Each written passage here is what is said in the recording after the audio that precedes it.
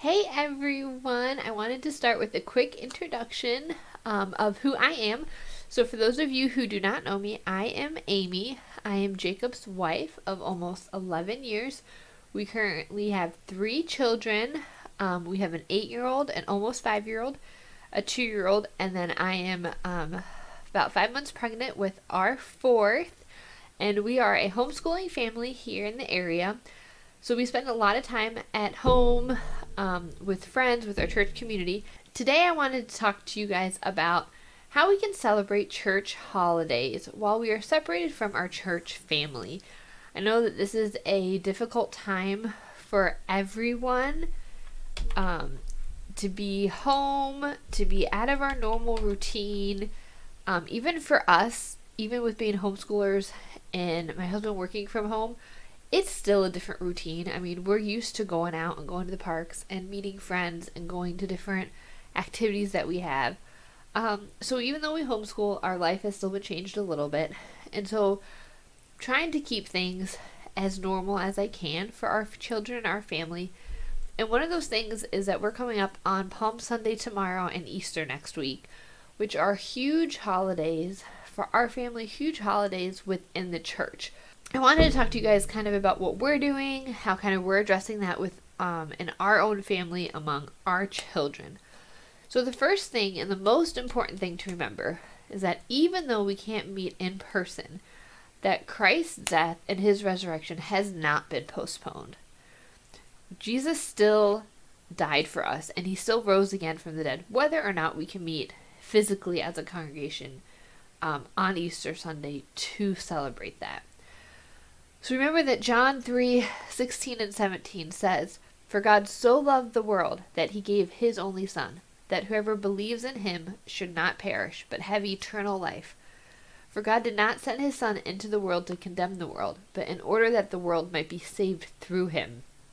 So every day we should be reminding ourselves and our children that God sent his Son to save us, not to condemn us. He sent him to save us.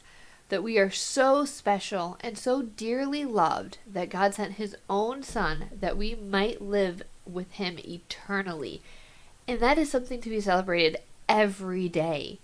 Especially now during this time, is to remember the promises that God has given to us. Even though it may look different, God's promises stay the same. How can we take the promise, God's promise, his Son's death, his resurrection, and how can we translate that into celebrations in our own home? So we won't be meeting in church physically in worship services. I know our family is really going to miss Easter brunches and sunrise services and just the feeling of having extra family around during Easter services. Easter egg hunts. My kids have already missed a couple local Easter egg hunts that have been canceled. Our large family dinners that we have with extended family. So there's a lot of things that are missing. But instead of focusing on what's missing during this Easter season, we need to focus on what can we include.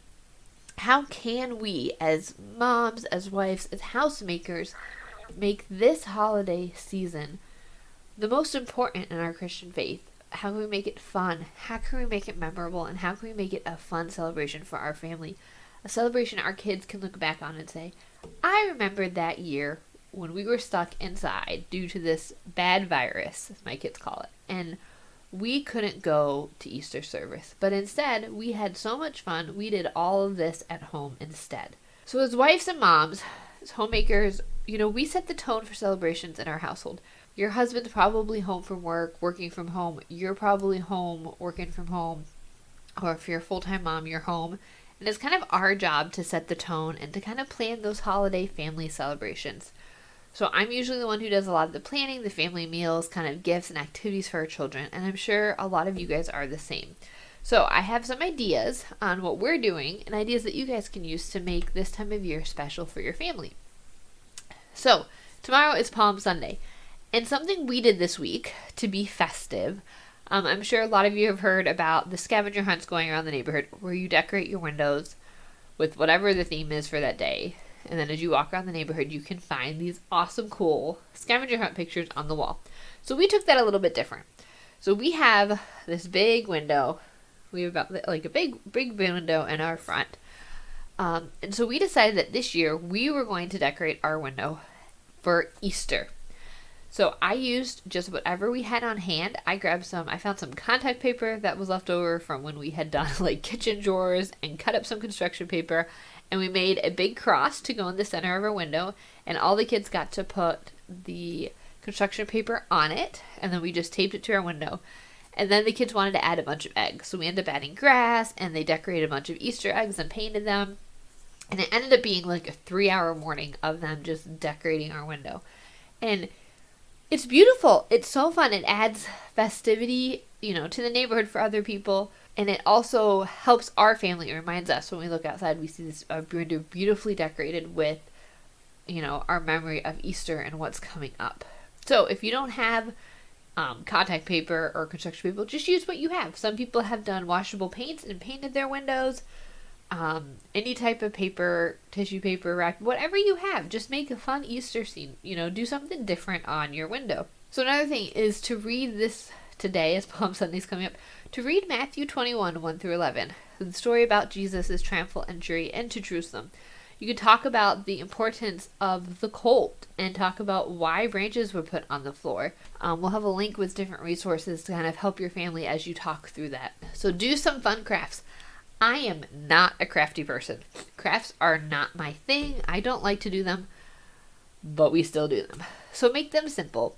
So we've talked about making palm branches later today, either using sticks from the yard and finding like grass and somehow gluing them together, or just using construction paper. We may even do painting. I saw some where you just draw the branches and then give your kids Q-tips or finger paint, and then paint the branches, paint the leaves onto the branches. Use those, as you're waving, pretend to wave your palm branches, just like a lot of people would do in church on Sunday tomorrow. So make some palm branches today. Use that as a way tomorrow during your online services to worship and to remember and take that part from church services home. So a fun activity to do today, depending on your age of the kids. Pretend to be a donkey. Talk to your kids about what a donkey is. Your younger kids, my little kids, absolutely love to pretend to be animals. So take this time to kind of teach them a little bit about that specific animal, what a donkey looked like, the sounds it made. Let them pretend to be a donkey. That your older children, if you want to even create it into a whole school lesson, have them research kind of what maybe donkey Jesus rode on during that time, or pick a species of donkey. I don't know. do a little project about it. Learn how to draw it. Anything like that. So one thing I'm going to say is have a special treat. So have something special for Palm Sunday. So in our house, that's going to be banana bread. I make banana bread often. I haven't made it in a while, and my kids love banana bread with chocolate chips. So later today, I'm going to make some banana bread with chocolate chips, and that's going to be our Palm Sunday breakfast. We're going to do some chocolate chip banana bread, and then I think we're going to have sundaes. So not ice cream sundaes. We're going to have sundaes that we're going to make from yogurt. We have some berries, cereal. My kids love cereal. It's like sweet sugar cereal mixed in with their yogurt. So we'll have, banana bread and sundaes for Palm Sunday. Again, there's something special, something we wouldn't do if we were, rushing out the door to get to church. Something for our kids to do, during the sermon, they can sit and eat their banana bread and sundaes while they're listening to a sermon about Palm Sunday. Next week is Easter. Whew, guys, Easter's already next week. I couldn't believe it. So, some people do a big celebration for Holy Week. Some ideas that I have heard that people do, for Monday, Thursday, is you can get ingredients and make some unleavened bread and kind of reenact what they would have eaten at that time. So for us, we'll talk on Good Friday a little bit about, we'll read the story about Jesus' death, and we'll kind of talk about the celebration of Good Friday. We'll spend the week doing different Easter crafts and reading scripture. And again, I'll have different links to the crafts that you guys can click on below and check out yourself. So if your family is used to multiple church services, I would hope that your churches are still going to do something online for that. But if not, add some extra fun things, like we said, add some crafts, But then how can you make Easter morning special? A lot of people spend Easter morning getting dressed up, doing Easter egg hunts, going to sunrise services, doing big brunches at church with everybody. And although that can't all happen, some of that can happen. If you have Easter eggs, you could still do an Easter egg hunt at your house if that's big for your kids. Not so much for our kids, but if that's something you guys like to do, have your own Easter egg hunt. Hide them throughout the house. Hide plastic Easter eggs in the backyard, wherever, you can find a spot. But for us, for Easter morning, we're going to start again with a special breakfast. If we were running out to church, to get to Easter service on time, I wouldn't be making a special breakfast. We'd be eating a bowl of cereal and then eating whatever we could, at church's brunch. But since there's not a rush to leave, take that time to make something for your family.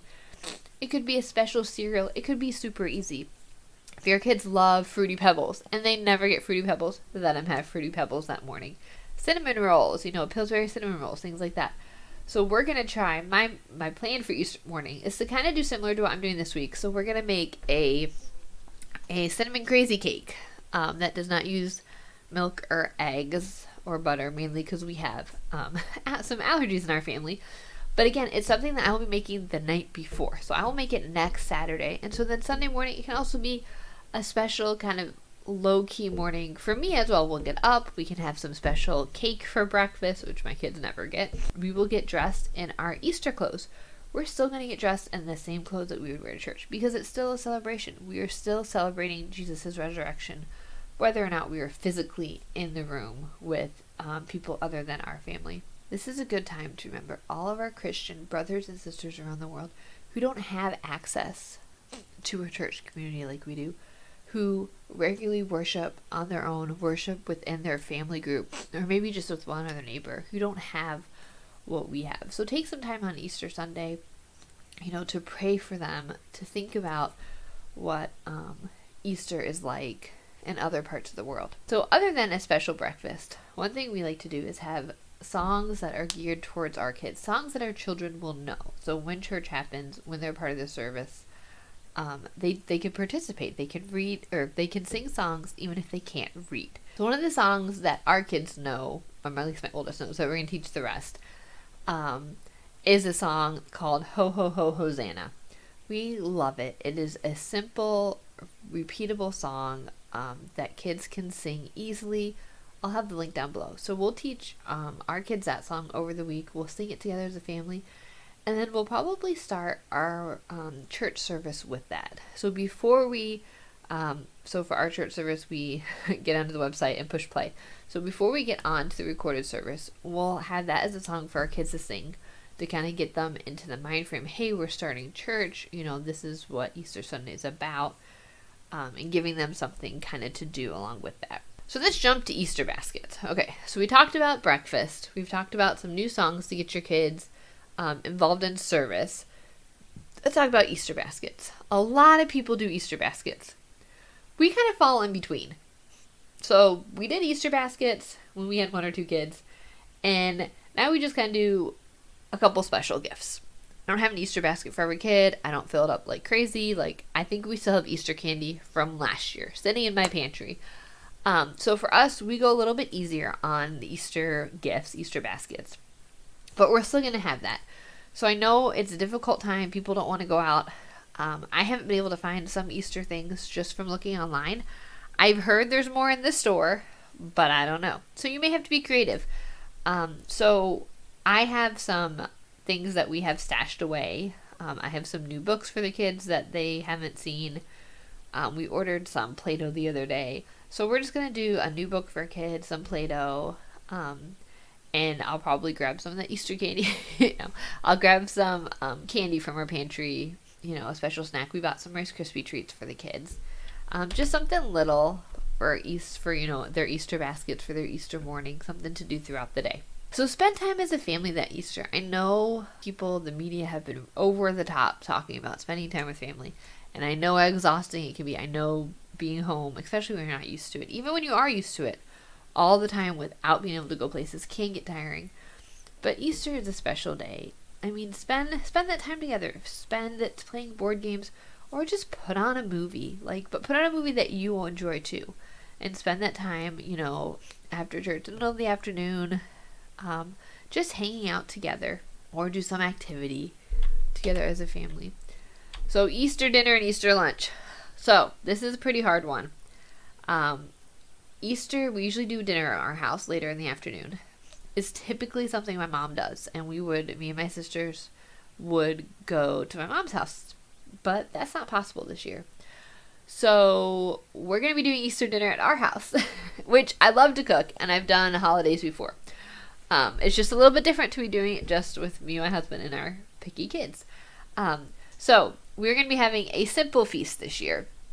A basic Easter dinner in our house. We had gotten ham. We're going to make some cheesy potatoes, and we'll have some vegetables. And then, again, we'll have probably the leftover cake for dessert. So pretty simple, but also keeping with kind of the staples of the things my kids like. My kids like the ham. My kids love the cheesy potatoes.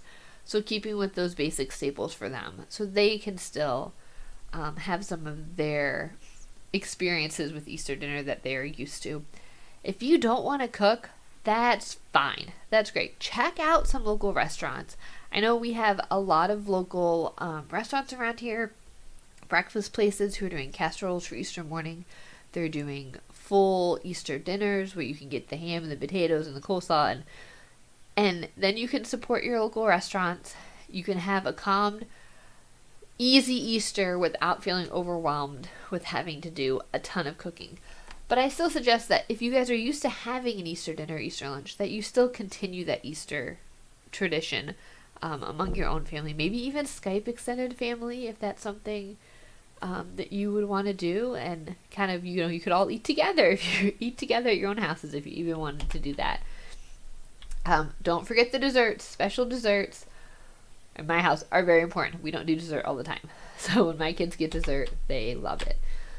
So I just wanted to conclude and say, although this year, Easter will look different. I mean, it's going to look different than past years. It's going to look different than what we're used to. We need to remember to kind of change our expectations and change our mindset. One thing I've been telling Allie, we've been reading through the Little House books, is I said, remember how, Laura lived. To remember that people didn't used to see each other all the time. They lived among their family group and they had celebrations among their family. And yes, they still had, different people come visit, but to remember that just because you're home with your family doesn't mean that celebrations have to stop. Jesus' death, Jesus' resurrection did not stop. And so we need to remember that and still celebrate it during this time. So I'd love to know what your family is doing to make Easter special. So go ahead and comment below so I can see what you're doing, get some ideas from you guys as well. And if you check out the description link below, you'll be able to see different songs and crafts and even different recipes that you could do this week before you run out and do the grocery trip. Some different things that you guys could do for Easter this week. So I hope you guys have a wonderful day and have a great time celebrating with your family.